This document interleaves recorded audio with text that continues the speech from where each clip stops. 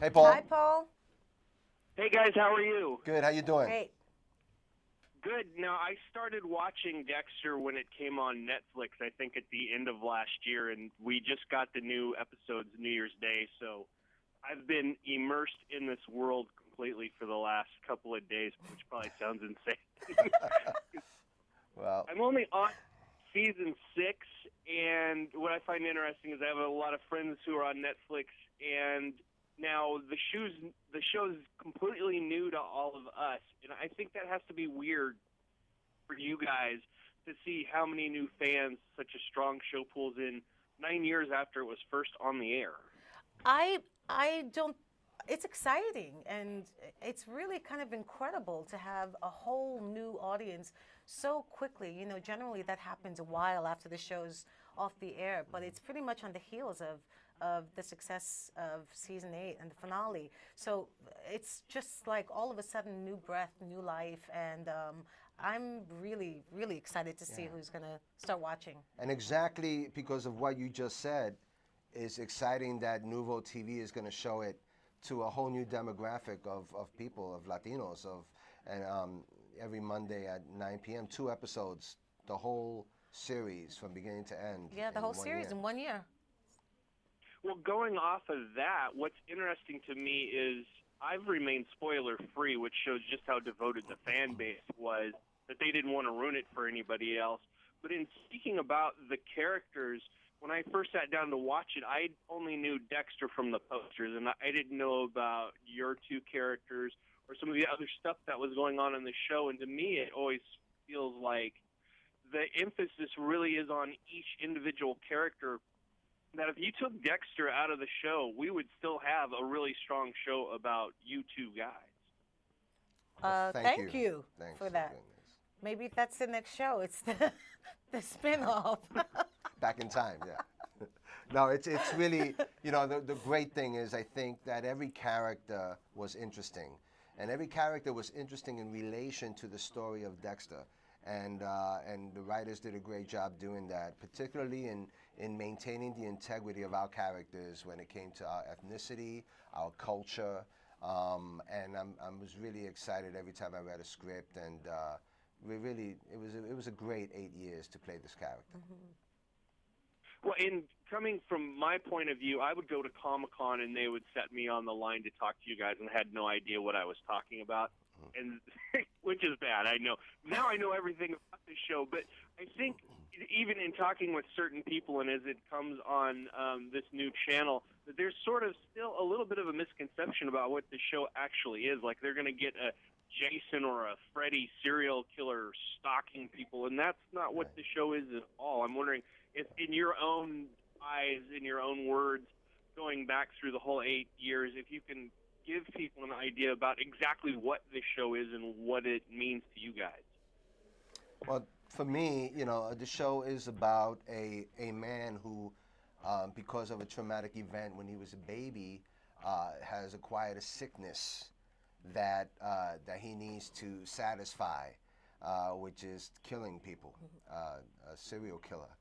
And being involved in the world, as his dad was a police officer, and he taught him how not to get caught and how to now satisfy his urges in a code that will then help society in getting rid of other really bad people, whether they're killers or child molesters, or he found a code to actually satisfy his urges and also maintain a image of normal life in his world. And it's an interesting concept. And what's interesting about it is you get to hear everything he's thinking, everything he's planning, why he does what he does, and he shares it with the audience. So the audience knows more about this character than any of his closest friends or his sister or anybody else. And that leads to interesting television. Yeah, I mean, the audience has the most profound understanding of character, more so than anyone. And in this way, I think what's really one of the most genius aspects of the show is that Dexter becomes or feels like almost like the most sane person, the most normal one, because we hear the conversation going on in his head, and he's trying to work out these urges that he has in the same way somebody would try to work out an addiction, that they grapple with every day. And I think that's something that's very unique about the show, that they actually pull it off, and without sort of condoning or saying this is okay that he's a serial killer. It doesn't make that judgment. It just puts out this character who has this urge and how he takes care of it and puts it to good use, so to speak, and how that affects everybody around him. I have one question before I run out of time that I'm interested in, having watched these episodes so closely together and watching you two together. I think season 4 is when you guys get together, not you guys, but your characters get together.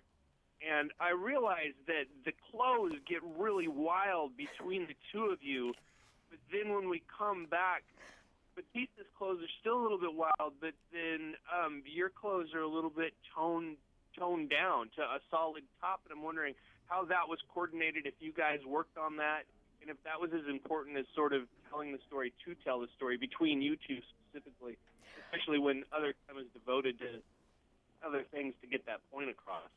I love that you picked up on that, and yeah, absolutely. I mean, everything, it's the only, she wears her emotion in her clothing, and that's the only emotion that she will display, whether it's as armor or whether it's loud, it gets so loud and crazy as an expression of her feeling great because she's with finally a man that she's in love with, and she feels like she can have that complete life, to her becoming a little bit more somber and realizing that may not be the life for me, and just toning everything down and becoming even more professional.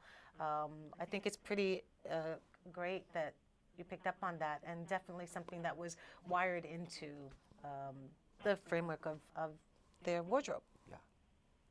I mean, Well, Batista's wardrobe, what I liked about it is that he was definitely, you could always, point him out in a crowd.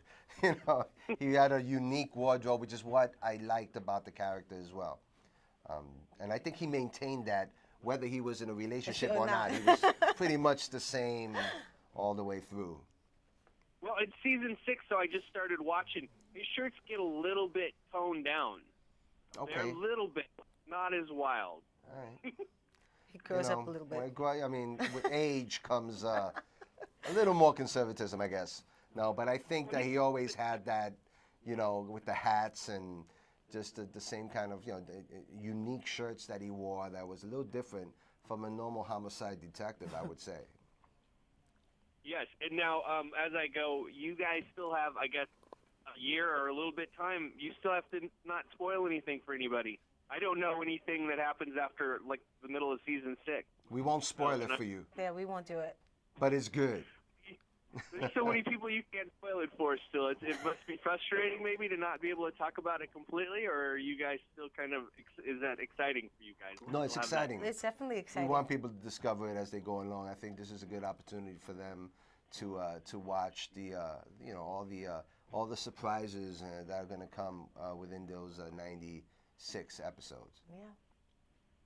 Excellent. Well, thank you guys so much for talking to me. I'm a huge fan of this show since November, and I didn't even know that I was such a fan after being on the air so long. That's great. Thank you for that, Paul. Thank you.